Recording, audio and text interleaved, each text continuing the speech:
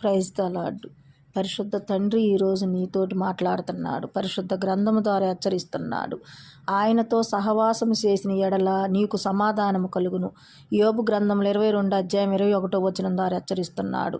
దేవునితో సహవాసం చేసిన ఎడల నీకు సమాధానం కలుగును. సమాధానము, శాంతి, నీతి, నిజాయితీ మొత్తము దేవుడు మనకు నేర్పిస్తాడు.